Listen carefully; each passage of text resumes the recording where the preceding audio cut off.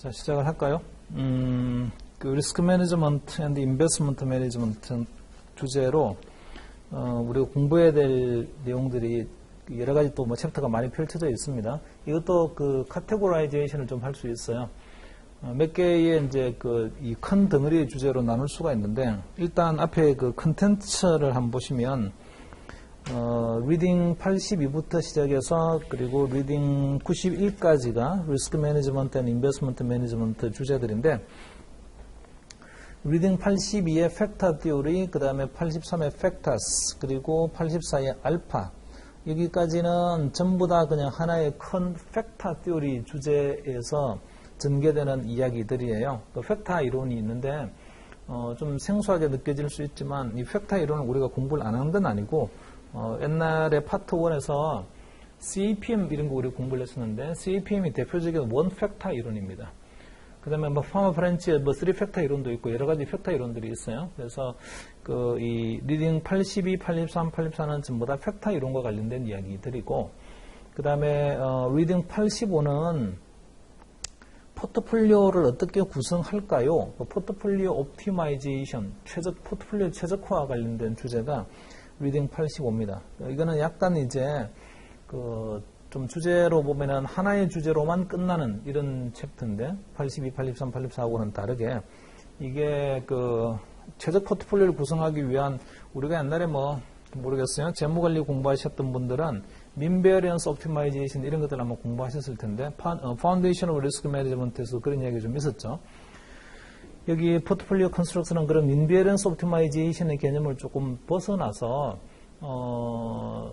실제로 우리가 구성할 수 있는 포트폴리오가 모든 자산에 완전 분산 투자하는 포트폴리오 구성할 수는 없어요. 그래서 좀 현실적 의미에서 본다면 우리가 제한된 그 숫자의 자산들에 투자하게 돼 있는데, 제한된 숫자의 자산에 투자하는 경우에 어떻게 포트폴리오를 짜게 되면 가장 최적인가요? 자, 그런 이야기가 여기 그 포트폴리오 컨스트럭션에 나옵니다. 그래서 아주 이론적으로는 민비어런스 옵티마이제이션이라는 게 이론적으로는 아주 뭐 퍼펙트한 이론이 되지만, 그러려고 하게 되면 굉장히 완전 분산된 포트폴리오 우리가 구성을 해야 되는데, 완전 분산된 포트폴리오 구성하기 굉장히 어렵단 말이죠.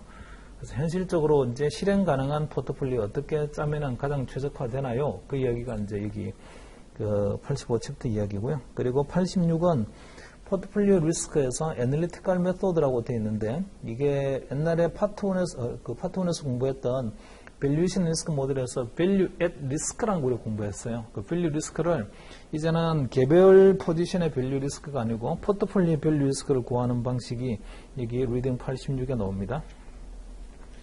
그래서 리딩 86은 포트폴리오의 밸류 리스크 구하는 방법이 어떻게 하는 거니, 그거예요. 그리고 리딩 87은 밸류 리스크 앤드 리스크 버제팅 앤 인베스트먼트 매니지먼트, 밸류 리스크를 구하게 되면 그걸 어떻게 활용을 합니까? 활용에 대한 이야기인데, 이 리스크 버제팅이라는 개념이 여기 나와요. 밸류 리스크라는 위험 척도를 이용해서 뭔가 각 그 하부 조직들한테 리스크를 어떤 할당하는 과정들이 있는데, 그런 과정을 리스크 버제팅이라고 합니다. 이거는 밸류 리스크의 애플리케이션 활용의 문제예요. 어떻게 활용하는 겁니까? 리스크 버제팅에 활용합니다. 구체적으로 어떻게 하는 거죠? 자, 그게 여기 이 챕터에 나와요. 그리고 그 리딩 88의 리스크 모니터링 앤 퍼포먼스 매저먼트, 이것도 파트 1에서 공부한 적이 있어요. 퍼포먼스 매저먼트라는 위험 조정 성과 평가 척도 같은 거 공부했는데, 샤프 비율이라는 이런 것들을 공부한 적이 있어요. 그거와 동일한 비슷한 이야기가 여기도 또 반복이 한번 되어 나옵니다. 좀 쉬워요. 그래서 이 챕터는. 그리고 포트폴리오 퍼포먼스 이밸류에이션, 이 포트폴리오 퍼포먼스 이밸류에이션은 일단은 뭐 수익률 계산하는 방식부터 시작해서 앞에서 이제 잠깐 나왔던 리스크 퍼포먼스 매저먼트, 위험 조정 성과 평가 척도가 어떤 것들이 있습니까? 좀 구체적으로 한번 더 나옵니다. 그리고 리딩 90에 해당되는 게 헤지 펀드가 있는데, 이 헤지 펀드 리딩 90과 91은요, 또 헤지 펀드라는 하나의 주제를 가지고 두 개의 챕터로 구성이 되어 있어요. 헤지 펀드가 굉장히 좀 그 다양한 전략을 쓰고 있는 펀드가 헤지 펀드인데, 좀 독특한 전략이에요. 일반적으로 우리가 보는 그냥 주식 사서 기다리자, 채권 사서 기다리자 이런 게 아니고 나름 가지고 있는 전략 자체가 굉장히 복잡한 다양한 전략들이 있습니다. 거기에 대한 전략의 간단한 소개가 90에 나오고 그리고 우리가 펀드를 만약에 선택한다면 어떻게 선택해야 되는 건지 어떻게 듀 딜리전스 실사를 해야 되는 건지 그런 이야기가 그 91챕터에서 나와요. 그래서 자, 크게 보게 되면 리딩 82에서 84까지가 하나의 카테고리에 해당이 되고 그 다음에 85 챕터는 독립된 하나의 주제고 그 다음에 86, 87, 88까지가 아니지 86, 87이지 86, 87까지가 밸류 리스크와 관련된 이야기고 그 다음에 88, 89에 나와 있는 게 퍼포먼스 이밸류에이션 성과 평가에 대한 이야기 그 다음에 90, 91에 해당되는 게 헤지펀드에 대한 이야기 이렇게 구분이 됩니다. 그래서 자, 오늘은요 어디부터 할 거냐면 그 팩터 티오리부터 시작하게 되면 굉장히 이론적이에요.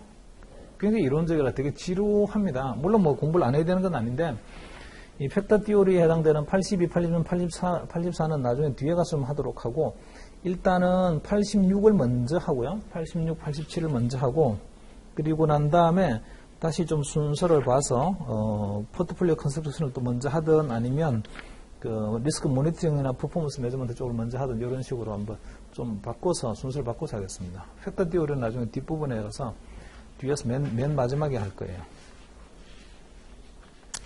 자, 일단은 뭐 파트 1에서 공부했던 거하고 연속 선상에 있는 이야기인데 오늘 할 거는 거기 리딩 86에 나와 있는 그 포트폴리오 리스크 애널리티컬 메소드 이걸 먼저 같이 공부할게요.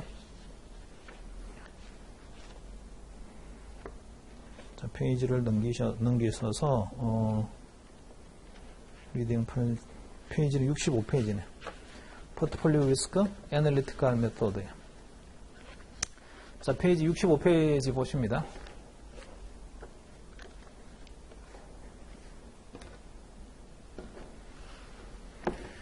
그 파트 1에서 공부했던 그 밸류 리스크 구하는 방법이 있었어요. 뭐뭐 했나요? 밸류 리스크 구하는 방법. 델타 노멀 리스크와 히스토리컬 시뮬레이션, 몬테칼로 시뮬레이션 이런 것들이 있었어요. 그 중에서 히스토리컬 시뮬레이션이나 몬테칼로 시뮬레이션은 밸류 리스크를 계산하는 그 메소드, 방법이요. 시뮬레이션 방식입니다. 그래서 뭐 퍼센타일로 우리가 그 값들을 구한 다음에 이런저런 다양한 값들을 갖다가 결과값을 다 만들어낸 다음에 그거를 퍼센타일로 이렇게 순서를 쭉 정하고 그 순서에서 밑에서부터 몇 번째 값 찾자 이런 식으로 접근을 하는 게 시뮬레이션 방식이에요. 그거하고는 다르게 델타 노멀은 시뮬레이션을 하지 않고 밸류 리스크를 구하기 위한 파라미터를 구하고 예컨대 시그마라든지 이런 값들을 구한 다음에 밸류 리스크는 그러면 뮤와 시그마를 이용해서 밸류 리스크 구하자. 종이와 연필로 그냥 계산만 하면 되죠. 자, 이렇게 종이와 연필로 어떤 포뮬라를 가지고 계산만 해서 값을 구하는 방식이 애널리티컬 메소드입니다. 그 애널리티컬 메소드가 대표적인 게 델타 노멀이 그냥 애널리티컬 메소드예요, 그냥. 자, 여기서 아주 다양한 개념들이 나오는데 이 챕터에서 시험에 잘 나오는 주제들입니다. 그래서 디테일하게 아주 잘 알아놓으셔야 돼요. 여기 나오는 내용들은. 이거 파트 1에서 공부했던 거에 복습도 되면서 그리고 연장선에서 공부하는 것들이 이렇게 그 파트 1에서 공부했던 여러 가지 컨셉들이 섞여가지고 이게 주제로 나오고 있으니까 자, 신경을 써서 좀 자세히 공부하도록 합니다. 66페이지로 오세요. Diversified Portfolio Bar라는 게 있네요. 지금부터는 파트 2에서 말을 하는 밸류 리스크는요, 이런 거 있었어요. 옛날에 우리가 공부한 거를 한번 잘 밸류 리스크 생각을 해보면, 어떤 포지션이 가지고 있는 밸류 리스크, I라는 포지션이 가지고 있는 밸류 리스크를 한번 계산을 해봅시다. 그래서 인디비주얼 바 한번 계산해 볼 거예요. 개별 바죠. 자, 제가 들고 있는 거는 I라는 포지션을 가지고 있어요. 그래서 밸류 리스크 I를 구하고 싶어요. 얘는 밸류 리스크라는 개념 자체가 어떤 일정한 신뢰 수준에서 발생 가능한 최대 손실액을 계산하자. 이게 밸류 리스크잖아요. 그러니까 현재 가지고 있는 거 얼마니 곱하기 이렇게 했어요.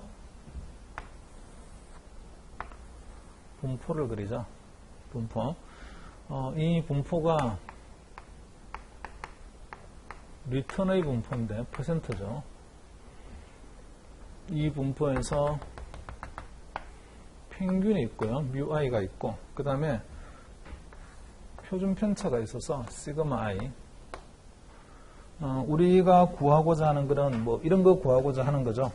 그 어떤 일정한 신뢰 수준에서 어디까지 손실이 나는 겁니까? 그거를 구해야 되니까 만약에 99% 신뢰 수준에서 발생 가능한 최대 손실액이 얼마인가 이런 걸 구하려고 하게 되면 왼쪽 끝에 남아있는 면적이 1%가 되죠. 자, 그러면 평균을 기준으로 해서 보게 되면 얼마만큼을 가야 되는 거냐면 이게 이제 평균이라는 기준점인데 이 기준점을 중심으로 해서 1시그마만큼은 가면은 여기까지 갑니다. 남아있는 면적 얼마 남아요? 왼쪽에 남는 면적. 여기서 1시그마만큼 가게 되면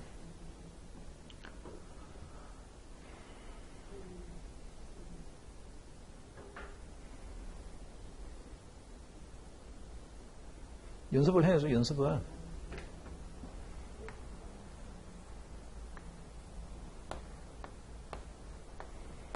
자, 평균을 중심으로 플러스 마이너스 1시그마 범위 내에 전체 몇 퍼센트 면적 정도 들어와요? 대충 한 68% 들어옵니다. 대충. 67점 몇 프로 이렇게 하여튼 대충 한 68% 들어와요. 그러니까 얘가 이제 이 면적이 대충 68%라고요. 그러면 좌우 대칭이잖아요. 남는 게 그러면 32%가 남겠네. 32%가 남으면 그러면 이 기준점을 중심으로 왼쪽에 남아있는 면적은 16% 이렇게 남겠습니다. 그죠? 그래서 16% 다음에 32%가 될 테니까. 자, 우리는 1시그마만큼만 왼쪽으로 가게 되면 남아있는 면적이 16%가 남아요. 근데 남아있는 왼쪽 면적을 1%를 남기고 싶다고요. 그러면 1시그마만큼 가면 안 되고 좀 많이 가야죠. 그래서 얼마만큼 많이 가야 되는 거니 얘가 정규분포라고 하면 평균을 중심으로 해서 2.33 곱하기 시그마 i만큼 왼쪽으로 가자. 이렇게 하게 되면 왼쪽 면적이 1% 남게 됩니다. 그죠? 자, 그래서 여기 밑에 있는 값만 한번 보게 되면 여기 나오는 값이죠, 이게. 이게 얼마인가요? 이걸 보면 μi에서 얼마만큼 간 거냐면 마이너스 2.33 시그마 i만큼 왼쪽으로 간 거죠. 그래서 밸류 리스크는 어떻게 되는 거니 하면 이런 방식으로 쓸 수 있죠. vi 곱하기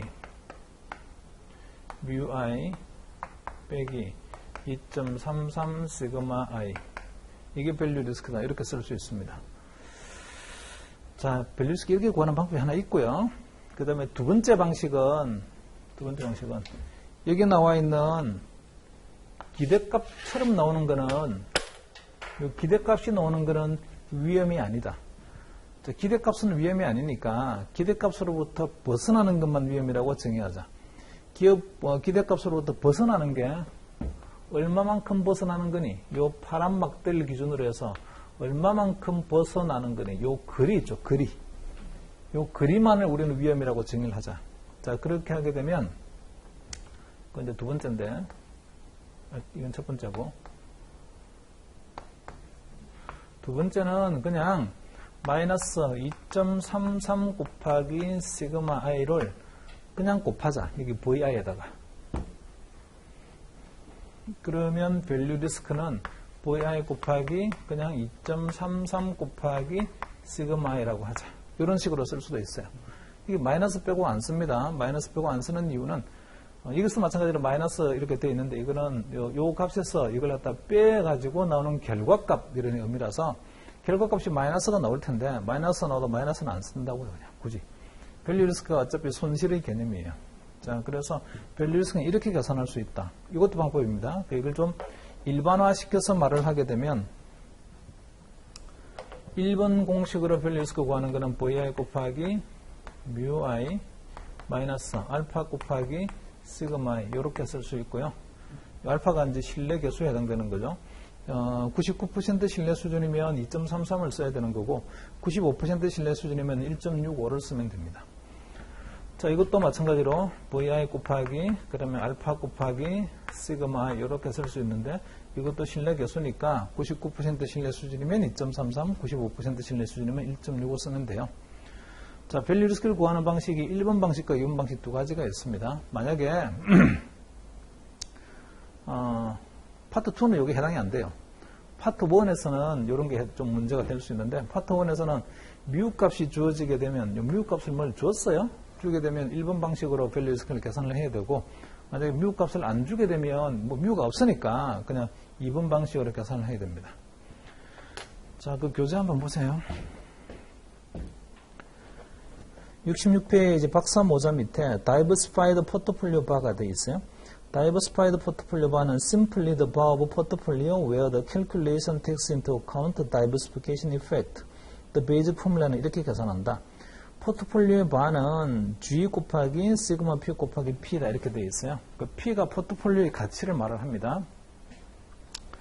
자, 이게 우리 교재 방식으로 보게 되면 1번 방식으로 바 계산하는 건가요? 2번 방식으로 계산하는 건가요? 2번 방식이죠, 2번 방식. 그래서 그 리스크 매니지먼트, 인베스트먼트 매니지먼트에서는 밸류 리스크를 갖다가 포트폴리오 바를 분석을 할 텐데, 포트폴리오 바를 요 2번 방식으로 계산해서 분석을 할 거예요. 오케이?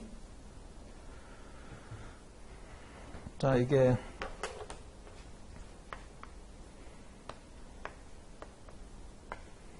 I라는 포지션이 가지고 있는 밸류 리스크죠. 이렇게 쓸 수 있습니다. 그죠? I라는 포지션이 가지고 있는 밸류 리스크는 이거야. 이렇게 쓸 수 있어요. 그러면 포트폴리오 바와 관련해서 전체 포트폴리오 바는 어떻게 되나요? 이것도 이제 써볼 수가 있을 거예요.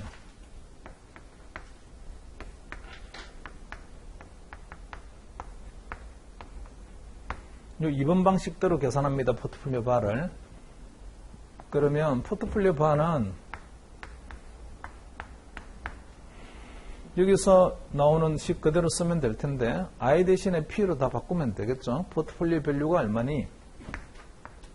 곱하기 알파 곱하기 시그마 P 이런 식으로 계산하면 될 거예요. 앞에 나오는 I를 전부 다 시그마로 P로 다 바꿨을 뿐입니다. 그래서 우리 교재에서는 교재에서는 이걸 갖다가 P라고 써놓고 그 다음에 알파를 G 값이다. 어떤 신뢰수에 해당되는 거 이렇게 써놓고 그 다음에 시그마 P는 시그마 P로 되어 있어요.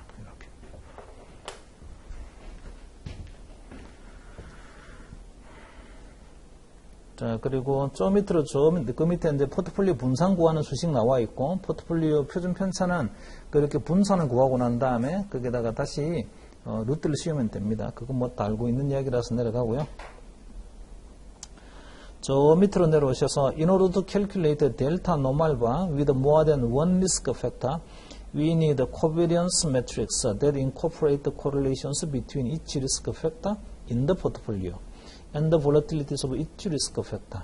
자, 이게 그 포트폴리오가 딱 되는 순간 제가 들고 있는 포지션이 개별 포지션 하나만 가지고 있는 게 아니고 포트폴리오 가지고 있어요. 포트폴리오 가지고 있으면 포트폴리오 위험은 기본적으로 개별의 자산이 가지고 있는 표준 편차값도 물론 다 알아야 되겠지만 또 하나 더 알아야 되는 게 있어요. 뭐 알아야 됩니까? 공분산 또는요, 요걸 알거나 또는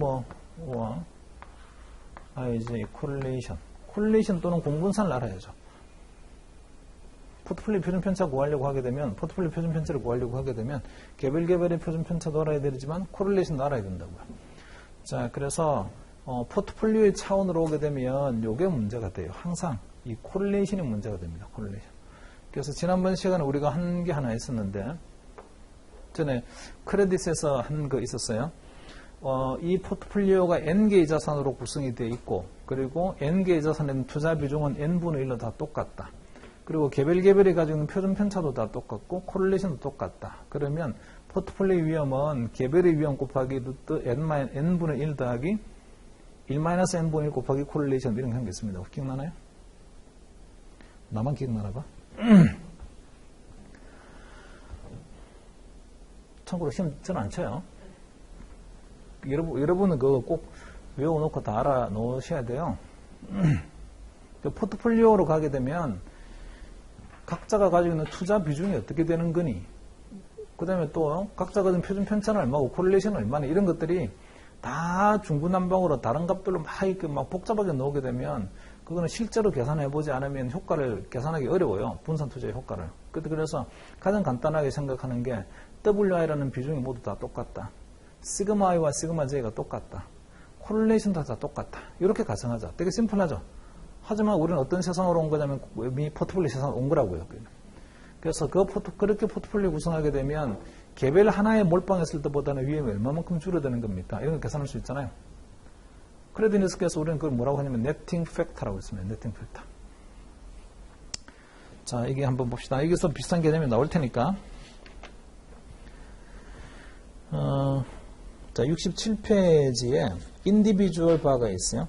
individual bar is the bar of individual position in isolation. 그러니까 개별 자산이 가지고 있는 bar를 구한 게 individual bar인데 if the proportion of weight in the position is WI, then we can define the individual bar는 이렇게 계산할 수 있다.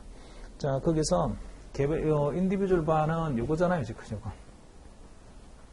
이거니까 VI에 관한 VI하고 포트폴리오 밸류하고 요 두 개를 갖다가 한번 연결해 보게 되면 요거 VI는 VP 포트폴리오 밸류에다가 I 자산이 가지고 있는 투자 비중만큼 곱한 거잖아요.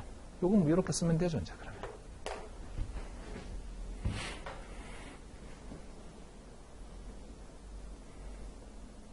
자, 그리고 86B로 86 Explain the role of correlation on portfolio risk. 자, 포트폴리오 리스크에서 코릴레이션이 어떤 역할을 하는 건가요? 이걸 한번 보도록 합시다, 이제. 이게 중요해요. 지금부터 이야기하는 게.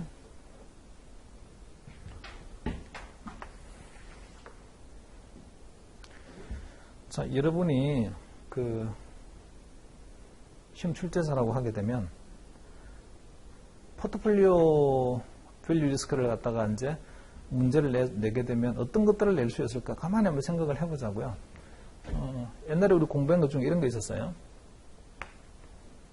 자, 제가 포트폴리오 구성을 했는데 포트폴리오 가치 변화율이 RP라고 쓸 수 있습니다. 우리는 이걸 수익률이라고 말을 하지만 다르게 표현하게 되면 포트폴리오의 가치가 얼마만큼 왔다 갔다 하나요를 갖다 퍼센트로 표시한 거죠. 얘는 자, 이제 보니까 W1에도 투자하고 있고 R1, W2에도 투자하고 있고 R2. 자, 이런 식으로 해서 N개의 자산에 제가 투자하고 있어요. 가중평균 하면 되죠. 포트폴리오 수익률이라는 게.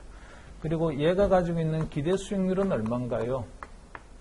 자, 기대 수익률은 이거의 기대값을 구하면 되는 거고 W1, W2 이런 것들은 전부 다 상수니까 뭐 쓴다면 이렇게 쓸 수 있어요. summation i는 1부터 n까지 wi 그리고 expectation ri 개별 자산의 기대 수익률을 각각의 투자 비중으로 가중평균하면 된다 이렇게 쓸 수 있고 자 여기서 결국은 이 포트폴리오 기대 수익률이라는 것들은 그러면 이런 것들의 함수다라고 말할 수 있는데 그게 wi 그 다음에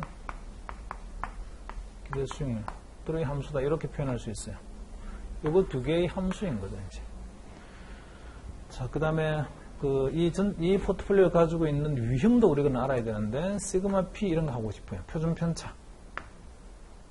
자, 표준 편차는 요렇게 되지는 않죠. summation i는 1부터 n까지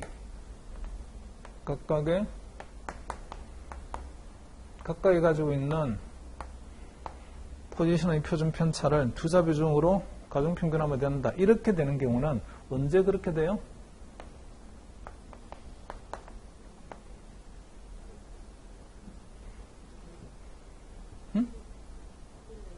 오케이.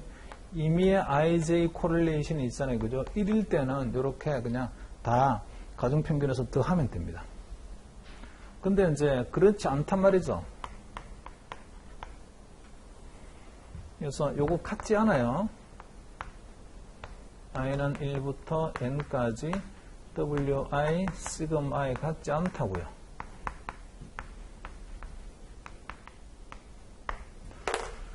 콜레이션이 1이 아니게 되면 그러면 가중평균에서 더하면 되질 않죠.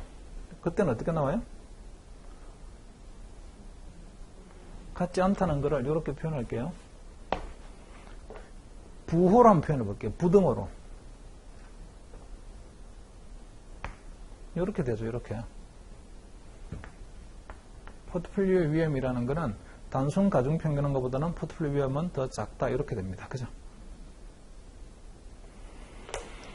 왜 이렇게 작아지나요를 한번 보게 되면 이게 이제 중요한데, 이렇게 작아지는 이유는 포트폴리오 수익률의 표준 편차라는 것들은 이런 것들의 함수다라고 또 말할 수 있어요.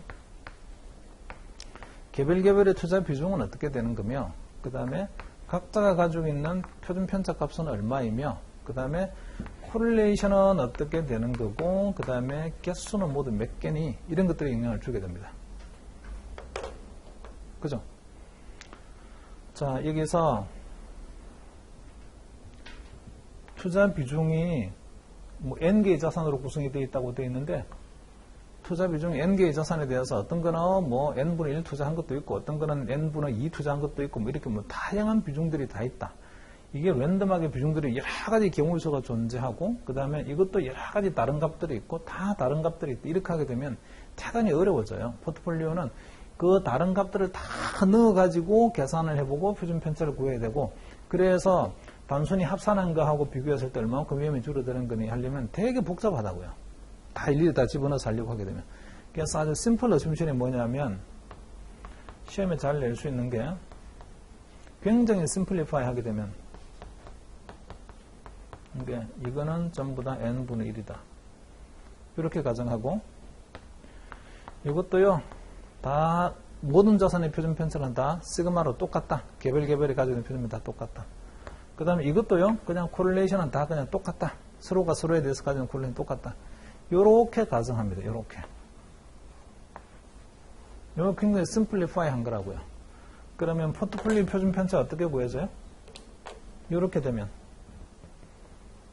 시그마 P는 어슌션이 이렇게 된 거예요. 지금 n분의 1로 똑같다. 모든 자산의 표준 편차는 시그마로 동일하다.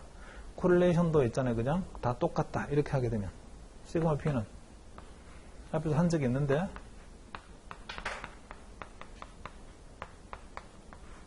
이렇게 계산이 됩니다. 이거 기억나죠? 크레딧에서 이거 네팅 팩터 이런 거 하면서 했었어요. 그리고 제가 이거 파운데이션 리스크 매니지먼트 할 때도 요거 가지고 요거 한번 증명한 적이 있습니다. 지금 와서 다시 증명할 수는 없고, 이거 여기서. 그래서 이제 시험에서 뭘 낼 수 있는 거냐면, 이런 거 낼 수 있는 거라고요. 요거 세 개는 가정을 했잖아요. n분의 1 시그마 코릴레이션 다 가정했잖아요. n이 늘어나게 되면 포트폴리오 위험은 얼마만큼 줄어드는 거지? 이런 거 할 수 있다고요. n을 갖다 늘려보는 거죠. n을 늘리게 되면 포트폴리오 위험은 얼마만큼 주는 겁니까? 이런 거 했죠. 아, 이거 빠졌네. 시그마 곱하기 개별자산 하나에만 몰빵했다라고 하게 되면 시그마만큼이 될 거예요. 근데 개별자산 하나에만 몰빵한 게 아니고 포트폴리오를 짜게 되면, 그러면 루트 n분의 1 곱하기 1 마이너스 n분의 1은 코릴레이션만큼 있잖아요. 위험이 줄어들게 됩니다. 그래서 이게 3개였을 때 하고 3개였을 때의 표준 편차, 이게 4개였을 때의 표준 편차, 이렇게 해서 포트폴리오 속에 하나를 더 분산 투자를 하게 되면 얼마만큼의 위험이 주는 겁니까? 그거는 이 식을 이용해서 이만큼 주는 겁니다. 금방 계산해 볼 수 있어요. 여기까지 이해됐나요? 자, 이게 이제 첫 번째 그 포트폴리오 관련해서 물어볼 수 있는 주제 중에 하나예요. 요 간단한 가정을 이용을 해서 자산을 한 개를 더 늘리게 되면 위험은 얼마만큼 주는 거지? 이런 거 한번 해볼 수 있다고요. 되신 거지? 자, 그 다음에 이거는 이제 n의 개수가 3개, 4개, 5개 마음대로 늘릴 수가 있어요. 이건 숫자를 갖다가 뭘 넣든지 간에 계산하는 건 아주 쉽잖아요. 5분의 1 계산하는 거나 6분의 1 계산하는 거나 뭐 5분의 1보다는 6분의 1이고 무지하게 어려워 이러지는 않잖아요. 금방 더 계산할 수 있다고요. 자, 반면에 진정 내가 포트폴리오 바를 한번 구해보고 싶어요. 이런 식으로 심플리파이 되는 가정 말고 진짜 제가 A 하나만 가지고 있는 게 아니고 B도 포지션에 포함을 시키게 되면, 그러면 A 더하기 B 포지션 두 개 합친 포트폴리오 바는 어떻게 바뀌는지를 한번 해보고 싶다고요. 그게 포트폴리오 만들어 보는 거잖아요. A만 가지고 있다가 B까지도 제가 포함을 시켰어요. 자, 100만 원을 가지고 A에만 투자하고 있다가 A에 투자하는 걸 50만 원으로 줄이고 남은 50만 원 가지고 B도 투자해가지고 두 개를 합쳤어요. 포트폴리오를 만들었어요. 이렇게 하게 되면 위험 얼마만큼 주는 거니 이런 걸 해보고 싶다고요. 이해되시나요? 무슨 말인지? 그래서 단 한 개만 가지고 있다가 돈을 쪼개서 나누어서 두 개를 투자하게 되면 위험을 얼마만큼 주는 겁니까? 이게 포트폴리오로 가보는 거예요.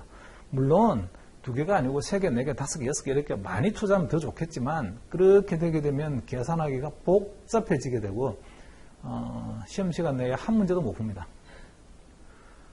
그래서 시험 보긴 봐야 되는 거죠. 출제자가 문제는 내긴 내야 돼요. 그래서 그때는 이제 개별 자산에서 포트폴리오로 갈 때는 자산을 몇 개를 갖다가 집어넣을 거냐면 두 개밖에 안 집어넣으면 두 개. 세 개까지도 못 풀어요, 시간 내에. 그래서 딱 두 개만 가지고 포트폴리오 바를 계산해 봅니다. 만약에 여러 개를 갖다가 이제 넣어야 되는 경우라면 요 개념이 이용해요. 이런 개념. 이렇게 가정을 해버린다고요. n분의 1로 투자했다라면 위험이 얼마만큼 주는 거니 이렇게 가정을 해버립니다. 자, 이제 됐어요? 자, 이제 해봅시다. 또 하나.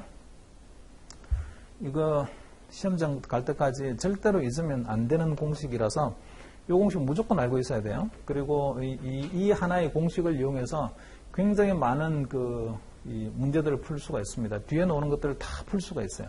이 공식만 알게 되면, 공식만 외워놓게 되면, 외울 것도 없어요, 사실은. 이 공식만 또 이해해놓게 되면 응용할 수 있는 범위가 엄청 많으니까 뒤에 가서 이제 각자 따로 응용할 수 있습니다. 자, 봅시다. 교재. 67페이지에서 에러 86B번에서 이는 2에셋 포트폴리오. 그러니까 포트폴리오를 구성하자고 하긴 했는데 자산은 딱 두 개만 집어넣습니다. 싱글 포지션에서 듀얼 포지션으로 포지션 두 개를 할 거예요. 포트폴리오로. The equation for the standard deviation 이렇게 계산이 되죠. 우리 포트폴리오 표준 편차 구하는 거기 나와 있습니다. 그죠? W1 제곱 시그마 1 제곱 더하기 W2 제곱 시그마 2 제곱. 그 다음에 EW1, W2, 그 다음에 코베리언스 나와야 되는데 코베리언스 대신에 correlation 1, 2, 시그마 1, 시그마 2 이렇게 해도 되죠. 자, 그리고 밸류 리스크는 이렇게 계산하면 된다. 밸류 리스크라는 게 포트폴리오 밸류 리스크라는 게 우리 시그마를 집어넣어야 되는 건데요. 시그마가 아까 어떻게 구한 거냐면 아까 했던 것처럼 루트 W1 제곱 시그마 1 제곱 W2 제곱 시그마 2 제곱 이렇게요. 이 W1 W2 correlation 1, 2 시그마 1 시그마 2 이렇게 했잖아요. 그러니까 이 시그마 P 자리에다가 이거를 갖다가 이 숫자를 집어넣게 되면 앞에 있는 거는 그대로고 집어넣게 되면 포트폴리오 바가 구할 수 있을 거예요. 근데 이렇게 이제는 계산하세요. 이렇게는 이렇게 안 나와요. 이거는 통계 시간에 두 확률 변수를 갖다가 결합을 하게 되면 표준 편차가 어떻게 나오는 겁니까 할 때에 투자 비중에 따라서 뭐 이렇게 계산하는 거 아마 공부하신 적이 있을 거예요. 자, 거기서 밑에 보니까 이런 게 있어요. If correlation is zero 이라고 되어 있는데 if correlation is zero, then the third term under radical is zero and value risk for uncorrelated position portfolio 바는 바 1의 제곱, 바 2의 제곱이 되고 그 다음에 또 in other extreme is when the correlation equal to unity 1인 경우 플러스 unity는 1인 경우예요. correlation이 만약 1이라고 하게 되면 이게 이제 perfect correlation일 테니까 there is no benefit from diversification 분산 투자의 효과는 하나도 없고 따라서 for the two asset portfolio we find undiversified bar undiversified bar는 분산 효과가 하나도 없다라고 가정을 하고 각 개별의 밸류에서 그냥 단순히 더한 겁니다. 그래서 undiversified bar는 그게 그냥 value risk 1, value risk 2 1번의 바하고 2번의 바하고 두 개를 단순히 합친 거예요. 그러면 이거는 분산 효과가 하나도 가만히 되지 않은 그런 value risk를 계산이 된 건데 분산 효과가 하나도 발생하지 않는 경우는 언제냐면 두 포지션에 가지는 correlation이 1인 경우입니다. 1. 요거 같은 얘기죠. 단순히 합산하면 되는, summation 합치면 되는 거예요. 그런 개념이 correlation이 1일 때는 value risk를 그냥 두 개 합치면 됩니다. 1번의 바하고 2번의 바하고. 그 다음에 1이 아닐 경우에는 그렇게 할 수가 없어서 만약 correlation이 0이라고 하게 되면 위에 나와 있는 식처럼 value risk 1번의 제곱, value risk 2번의 제곱 두 개 합쳐서 루트 씌우면 돼요. 자, 그리고 undiversified bar 바로 밑에 in general, undiversified bar is a sum of all of the bars of the individual positions in the portfolio when none of those positions are short position. 자, 이것만 이야기하고 조금 있다가 바로 뭔가 하나 공식을 하나 외워야 되는데 봅시다. 다이버시파이드 바가 있고 언다이버시파이드 바가 있어요. 다이버시파이드 바는 분산 효과가 나오는 포트폴리오의 밸류 리스크입니다. 분산 효과를 고려해서 밸류 리스크를 구해본 거예요. 근데 언다이버시파이드 바는 분산 효과가 하나도 나오지 않는 상태의 밸류 리스크를 다 합친 거예요. 그냥 그때는 단순히 합친 것만 언다이버시파가 단순히 합친 게 이 언다이버시파하고 같은 개념이 됩니다. 그러니까 됐어요?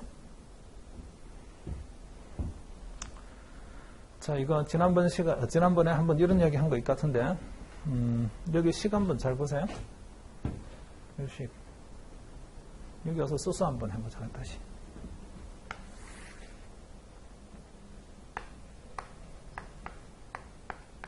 포트폴리오 밸류 리스크는 현재 포트폴리오 밸류가 얼마니에다가 곱하기 신뢰 수준 곱하고 시그마 P 곱하자. 이렇게 해서 밸류 리스크가 구했습니다.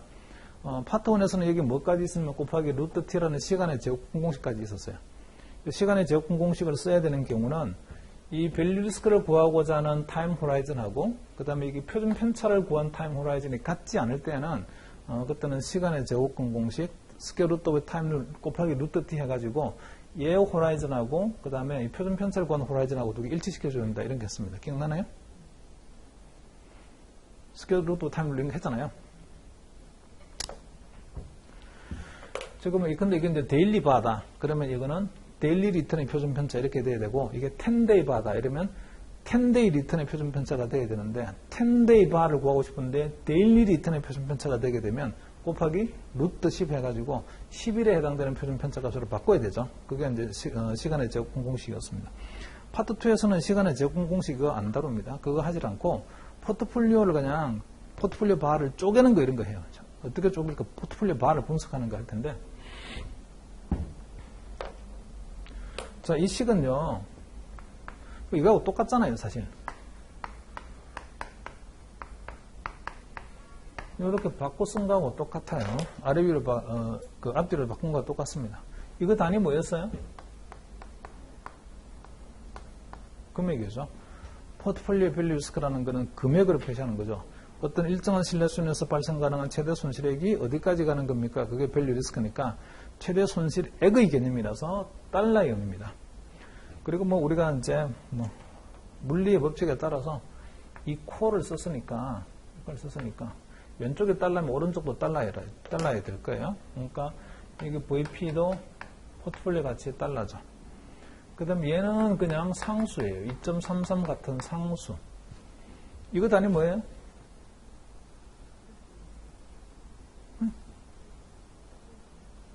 시그마 P의 단위.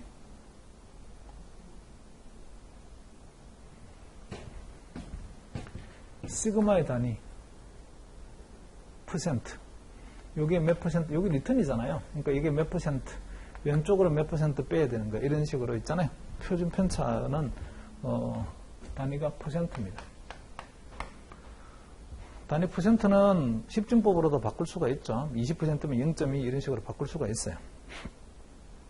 자, 그래서 이걸 우리는 표준 편차라고 하는데 정확하게 말하면 뭐의 표준 편차냐면 이거 리턴의 표준 편차입니다.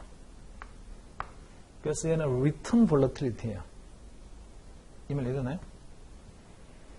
요거는 뭐라고 해요, 요거?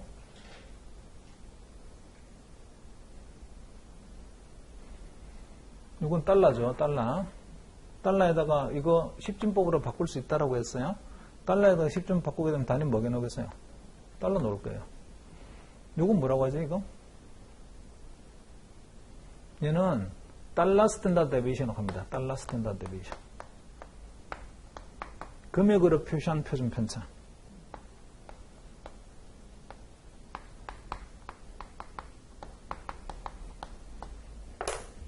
자, 그러면 여기 알파가 없다라고 쳐봐요. 여기 알파가 없다라고 치면 밸류 리스크라는 거는요, 결국 뭐하고 똑같다는 거지? 달러로 나타나는 표준 편차하고 똑같다. 근데 그거를 어떤 일정한 신뢰 수준까지 확장한 거예요, 그냥. 표준 편차를 어떤 일정한 신뢰 수준까지 확장하자. 그게 밸류 리스크의 개념입니다. 여기까지 이해됐어요? 자, 그러니까 밸류 리스크도 표준 편차의 개념으로부터 벗어나지 않는다.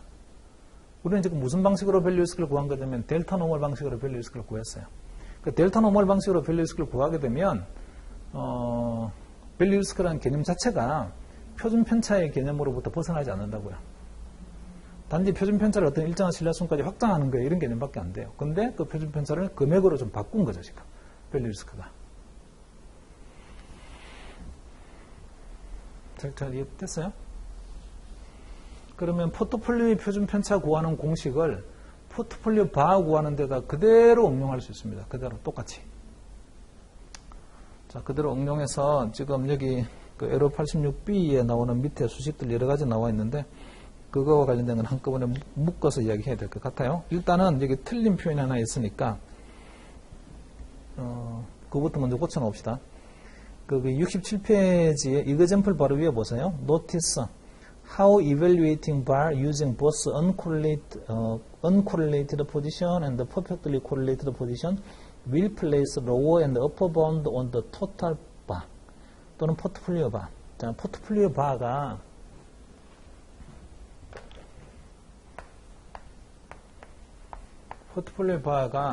뭐보다는 뭐 이하로는 못 내려가고 뭐 이하로는 못 내려가고 뭐 이상으로는 안 올라가는 거야. 이렇게 표현을 하게 되면요.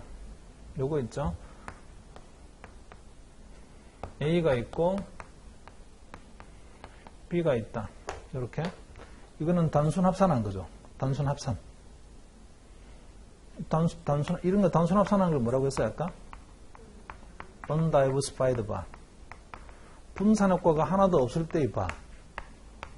이거는 코릴레이션이 어떻다는 이야기냐면 A하고 B의 코릴레이션이 1이다. 그 다음에 AND가 하나 더 있어요. 코릴레이션이 1인과 동시에 AND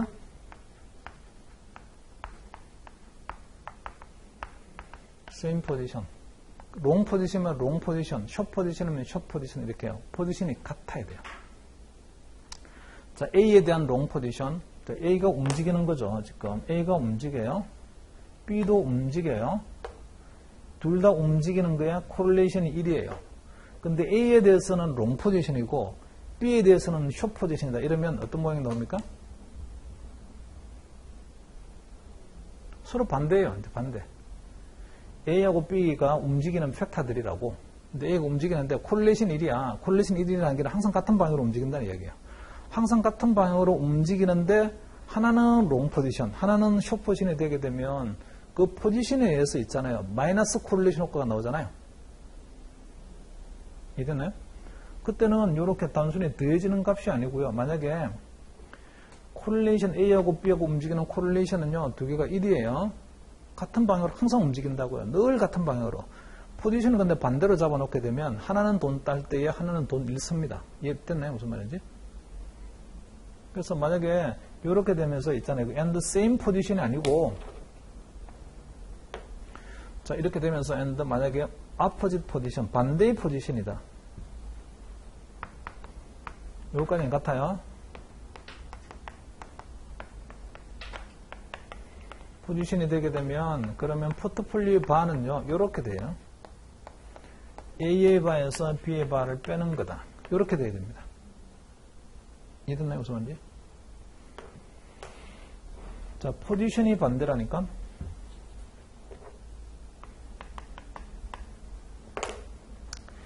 A하고 B가 움직이는 거는 항상 같은 방향으로 움직여요. A 올라갈 때 B 올라가고 A 내려갈 때 B 내려가고 늘 똑같은 있잖아요. 이렇게 움직입니다. 이것도 이야기 한번 물어볼게요. 걱정이 돼서 물어봐야 되겠네. A가 있어요. B가 있어요. 움직여요. 둘이요. 1번, 2번. 어느 게 코릴레이션 커요? 코릴레이션 같습니다. 코릴레이션은 자, 직선의 관계가 되게 되면요. 어쨌든 여기 나오는 변수하고 여기 나오는 변수가 직선의 관계가 되면 1번도 그렇고 2번도 그렇고 코릴레이션은요. 똑같아요. 그래서 자, 2번 같은 경우는 B가 이만큼 움직이면 항상 있잖아요. A는 이렇게 움직이죠. B가 또 이만큼 움직이고 항상 똑같은 비율만큼 움직여요. 그게 기울기가 일정하다는 이야기입니다. 기울기가 일정하면 콜레이션 1이에요. 이것도 마찬가지죠. B가 이만큼 움직이면 A는 요만큼 움직여요. 이렇게 움직이면 또 이만큼 움직이고 항상 A가 반응하면 B가 반응하면 A가 반응하는 정도가 늘 일정해요. 기울기가 똑같다고요. 콜레이션이 둘 다 1입니다. 두 개가 다른 것은 기울기가 다를 뿐이지 콜레이션은 1이라고요. 그래서 콜레이션이 1이 아닌 경우는 이렇게 둘 사이 관계가 점점점 흩어져 있을 때는 콜레이션이 1이 아니에요. 이렇게 띠를 이루고 있어 이럴 때는 콜레이션이 1이 아닌데 기울기 하나의 직선으로만 이루어서 무조건 콜레이션 1이에요. 근데 하나는 롱 포지션이고 하나는 숏 포지션이 되게 되면 자 그러면 A가 올라갈 때 롱 포지션 돈 벌죠. 그 다음에 B가 있잖아요. 그죠? B도 마찬가지로 A가 올라갈 때 얘도 B도 같이 올라갈 텐데 하필이면 얘는 숏 포지션을 제가 했어요. 그러면 돈 잃게 되겠습니다. 이해됐나요? 자, 포지션은 서로 반대가 되게 되면 밸류 리스크도요. 하나의 바에서 또 다른 바를 갖다가 빼야 돼요. 이 말 됐어요? 포지션이 같으면 어떻게 한다고요? 늘 같은 방향으로 떨어지고 같은 방향으로 올라가고 이런 거라서 얘는 두 개를 합쳐요. 이것도 이해되신 거죠? 자, 그러면 위험이 제일 작게 나오는 경우는 언제겠어요? 이게 포트폴리오 바에 보게 되면 이거는 어퍼 바운드, 상한이다 이렇게 말할 수가 있고, 자, 그 다음에 여기 보니까 로어 바운드가 있어요. 하한이다 이런 것도 있습니다. 하한은 뭐가 나오겠습니까? 교재에 나오는 것처럼 루트 바 A의 제곱 더하기 바 B의 제곱, 이게 하한이 아니고 하한은 두 개의 차이입니다. 두 개의 차이. 요거 절대값으로 표현해도 돼요. 앞에서 D를 아무거나 빼서 있잖아요. 그래서 두 개의 차이. 두 위험의 차이. 그 차이만큼이 로어 바운드예요.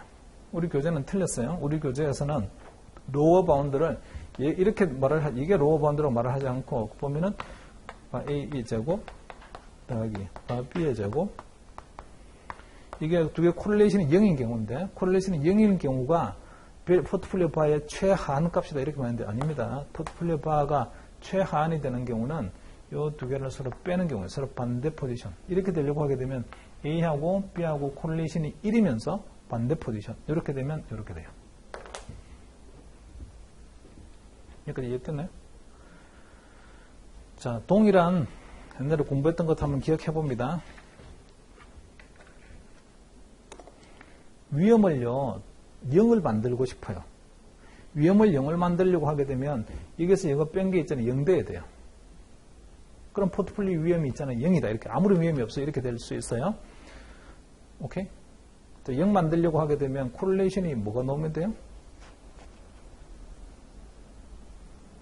이렇게 되게 되면 0 절대로 안 나와요. 요게 바 A의 제곱, 그 다음에 더하기 바 B의 제곱이니까 뭔가 어떤 값이다 제곱을 했어요. 양의 값이고, 얘도 제곱을 하면 양의 값입니다. 양의 값이 양의 값 돼서 루트를 씌웠으니까 0 절대로 안 나와요. 0 나오려고 하게 되면 콜레이션이 있잖아요. 1이면서, 콜레이션이 1이면서 완전 반대 포지션. 이렇게 되면 위험 0 나옵니다. 이렇게 되면 0 나와요. 그래서 우리가 어떤 자산에 대해서는 롱 포지션을 가지고 있는데 얘가 이만큼의 위험을 가지고 있으니까 헤지 수단으로 B를 이용할 거고 B를 갖다가 우리가 무슨 포지션 취하는 거면 숏 포지션 취한다. 그래서 B를 숏 포지션 취하게 되면 반대 포지션이죠. 효과가 정말 좋으려고 하게 되면 A하고 B가 가지고 있는 콜레이션이 1이라 해야 된다. 그래서 동일한 콜레이션, 1의 콜레이션을 가지고 있는 두 개를 선택해가지고 하나는 롱 포지션하고 있으면 콜레이션이 가장 근접한, 가장 1에 가까운 B를 찾아가지고 걔를 숏하자. 이렇게 하게 되면 위험을 제일 많이 줄일 수 있습니다. 그렇게 하면 우리는 뭐라고 하냐면 한 단어로요? 헤지 한다고 합니다. 헤지. 이 말 이해됐어요? 자, 그래서 그게 틀렸다고요. 거기 67페이지 맨 마지막 패러그래프에 Notice how evaluating by using both uncorrelated position and perfectly correlated position will place lower and upper bound on the total bar. 자, total bar에 이게 이제 토탈 바죠. 포트폴리오 바. 토탈 바의 어퍼 바운드는 이거 맞아요. 토탈 바의 로어 바운드는 얘가 아니에요. 언콜레이트되어 있는 바가 이게 로어 바운드가 아니고 얘가 로어 바운드입니다. 이건 이해되고 있어요? 그래서 그 말은 틀렸다고. 언콜레이트드 바가 로어 바운드가 아니라니까.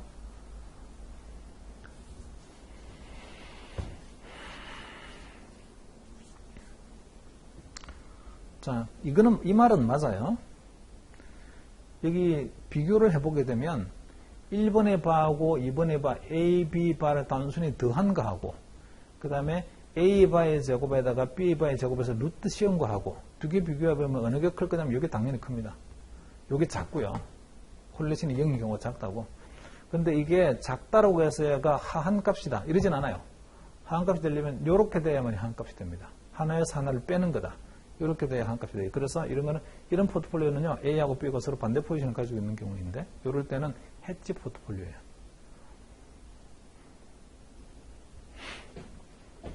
자, 이해 됐어요? 자, 좀 쉬었다가 공식 하나 씁시다. 이 교재는 안 나와 있는데, 그 공식 하나, 교재도 나와 있어. 참. 그 공식을 좀 잘 이용하게 되면 나중에 여러 문제를 쉽게 풀 수 있어요.